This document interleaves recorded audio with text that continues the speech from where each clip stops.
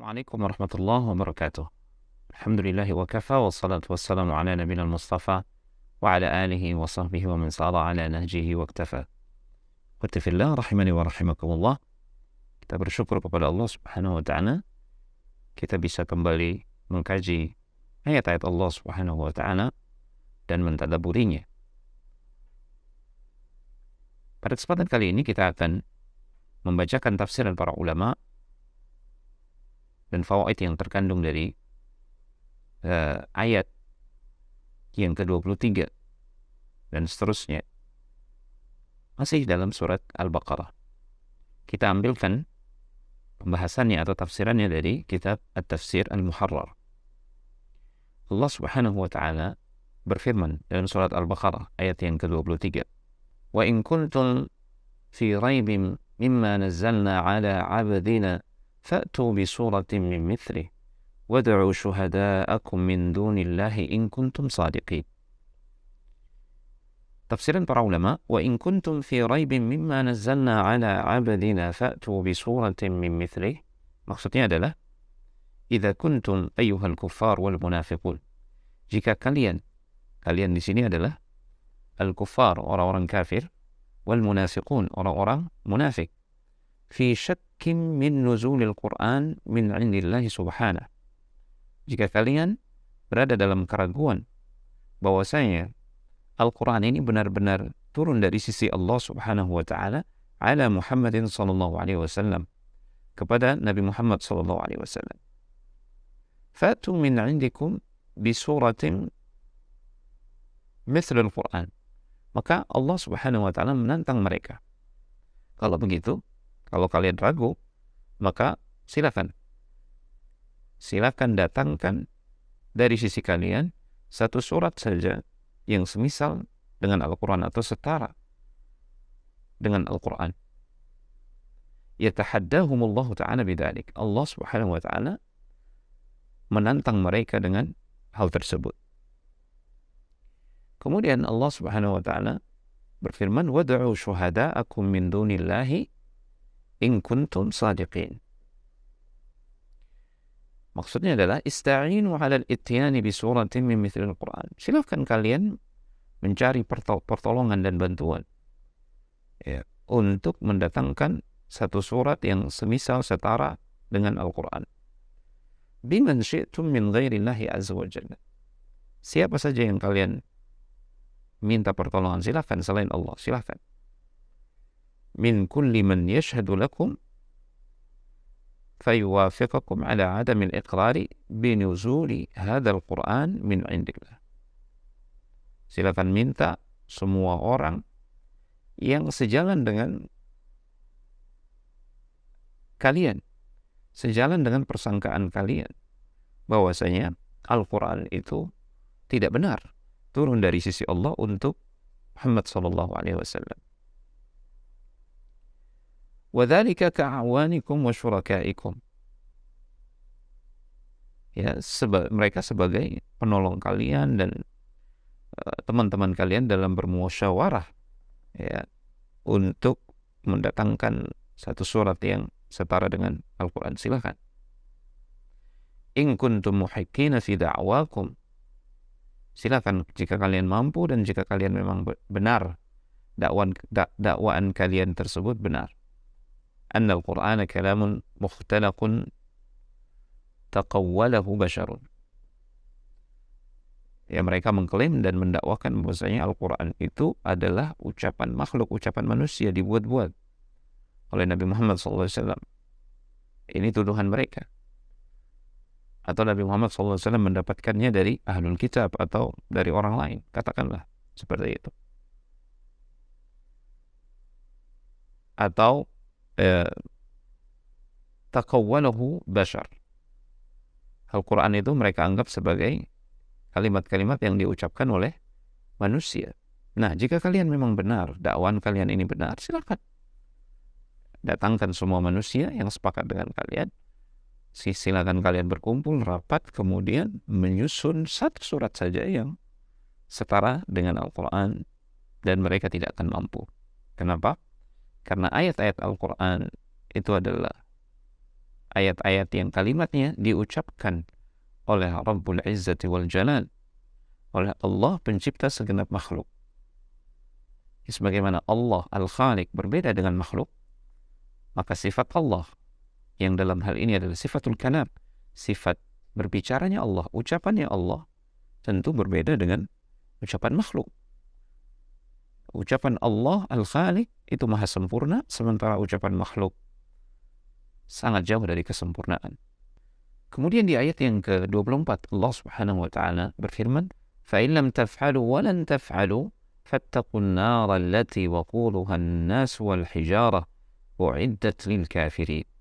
Maksudnya adalah fa in lam taf'alu wa lan taf'alu fa in lam ta'tu bi suratin min mithlil Qur'an, kalau kalian tidak mendatangkan satu surat yang semisal atau setara dengan Al-Quran, walan ta'tu biha abada, dan Allah memastikan kalian tidak akan mampu selama-lamanya, faj'alu bainakum wa baina 'adzabin nari wiqayatan, maka silahkan kalian cari perlindungan yang bisa melindungi kalian dari api neraka. Bi fi'li awamirihi subhanahu. Mereka tidak akan bisa mencari perlindungan dari api neraka Allah Subhanahu wa taala kecuali dengan melakukan apa yang diperintahkan oleh Allah. Hanya itu yang bisa menyelamatkan. Wajtinabi nawahihi, dan menjauhkan diri dari apa yang dilarang oleh Allah Subhanahu wa taala. Inilah hakikat takwa, karena hanya dengan takwa kita bisa melindungi diri kita dari api neraka, dari siksaan Allah Subhanahu wa ta'ala. Dan api neraka Allah Subhanahu wa ta'ala, bahan bakarnya itu terdiri dari manusia dan batu. Manusia-manusia yang dilemparkan ke dalam api neraka, mereka jadi bahan bakar api neraka. Demikian pula dengan al-hijarah li'iqadiha wa idramiha. Manusia, dan tentu manusia yang kafir dan yang berhak masuk ke dalam neraka, dan batu ini digunakan sebagai bahan bakar yang menyala-nyala untuk menyiksa mereka yang mengatakan bahwasanya Al-Quran itu adalah buatan manusia. Allah akan menghukum mereka. Waqad juhizat wa huyyi'at musbaqan likulli man kafara fataraka at-tasdiq bil haqqi wal iqrara bihi wal inqiyada ilaihi. Yang mana neraka itu sudah disiapkan bagi setiap orang yang kafir dan meninggalkan keimanan, meninggalkan keyakinan dan kepercayaan kepada yang hak, yaitu Al-Quran dan Nabi Muhammad SAW. Bahwasanya Nabi Muhammad SAW bin Abdullah itu benar-benar utusan Allah dan benar-benar turun kepada beliau Al-Quran. Dan orang-orang yang meninggalkan ketaatan kepada Al-Quran dan kepada Rasulullah SAW, inilah yang berhak masuk ke dalam neraka, kemudian mereka disiksa di dalam api neraka yang bahan bakarnya manusia dan bebatuan. Waliya'udzubillah. Al-hijarah, di antara para ulama ada yang mengatakan hiya asyaddul ahjar harran idza hamiyat. Jenis batunya adalah jenis batu yang paling panas jika dibakar, ya. Waqil al-murad biha al-asnam. Di antara para ulama tafsir ada yang mengatakan batu yang dimaksudkan di sini adalah batu-batu yang digunakan yang dipahat untuk menjadi berhala yang disembah selain Allah Subhanahu wa ta'ala. Dan ini sebagai bentuk penghinaan bagi orang-orang yang menyembah selain Allah. Tuhan mereka yang mereka sembah di dunia ternyata ikut dibakar di dalam api neraka. Ini sebagai bentuk siksaan psikologis untuk mereka, penghuni neraka. Jika yang mereka sembah saja masuk ke dalam api neraka, maka apalagi mereka yang menyembah. Kemudian ikhwatifillah, di antara beberapa faidah yang bisa kita petik dari ayat yang telah kita bacakan, yang pertama, anna al-Qur'ana mu'jizun kulluhu hatta as-surah al-wahidah minhu. Bahwasanya Al-Qur'an itu adalah mukjizat. Semuanya adalah mukjizat. Bahkan satu surat di dalam Al-Qur'an sekalipun dia pendek itu mukjizat. Walau kanat qasiratan. Liqaulihi ta'ala fa'tu bi suratin min mithlihi. Karena dalam ayat yang telah kita bacakan tadi terdapat tantangan dari Allah Subhanahu wa taala kepada segenap orang-orang yang tidak meyakini, tidak beriman. Silakan mereka jika mampu untuk mendatangkan satu surat saja yang semisal dengan Al-Quran. Dan sudah terbukti sampai dengan hari ini tidak ada yang mampu melakukan itu karena Al-Quran adalah kalamullah, ucapan yang sempurna yang datang dari zat yang maha sempurna.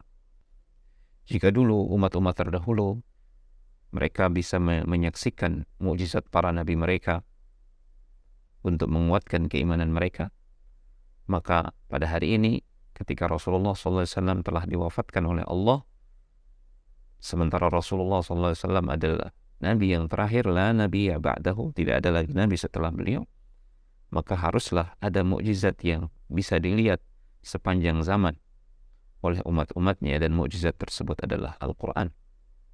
Kita melihat betapa Al-Quran, semua kabar yang terdapat di dalamnya berupa kejadian-kejadian yang akan terjadi di masa depan, kita melihatnya benar-benar terjadi di masa ini. Sehingga benar kata para ulama yang menyebutkan bahwasanya Al-Quran itu adalah al-mu'jizatul khalidah, mukjizat yang abadi. Dan tidak ada satu umat pun sebelum umat Nabi Muhammad SAW yang diberikan mukjizat seperti ini. Mukjizat ini hanya diberikan istimewa untuk umat Nabi Muhammad SAW. Jadi setiap orang di setiap tempat, di setiap waktu, sampai menjelang hari kiamat, dia bisa melihat kebenaran-kebenaran yang nyata dan terbukti yang disebutkan di dalam Al-Quran. Ini adalah mukjizat yang terbesar. Pelajaran berikutnya, anna an-nara makhluqatun al-an. Dari ayat yang kita bacakan tadi, kita bisa menarik pelajaran yang berharga bahwasanya neraka saat ini sudah tercipta, sudah ada, dan dia adalah makhluk Allah Subhanahu wa taala yang diciptakan untuk abadi. Ya, karena orang-orang kafir yang dimasukkan ke dalam api neraka dikatakan mereka itu khalidina fiha, mereka kekal di dalamnya. Dari mana diambil kesimpulan bahwasanya neraka sudah ada saat ini dan telah diciptakan? Dari firman Allah Subhanahu wa taala, u'iddat lil kafirin, ketika menyifatkan waquduhan nas wal hijaratu u'iddat lil kafirin, ketika menyifatkan tentang api neraka yang bahan bakarnya terdiri dari manusia dan batu, Allah menyebutkan u'iddat lil kafirin, neraka itu sudah disiapkan bagi orang-orang kafir. Waliyadzubillah. Semoga Allah Subhanahu wa taala melindungi kita dan keluarga kita dan segenap orang-orang yang beriman dari api neraka. Demikian ikhwati fillah, tafsir singkat dan beberapa faidah yang telah kita sebutkan dari ayat ke-23 dan 24 di surat Al-Baqarah. Semoga Allah Subhanahu wa taala memberikan taufik. Wassalamualaikum warahmatullahi wabarakatuh.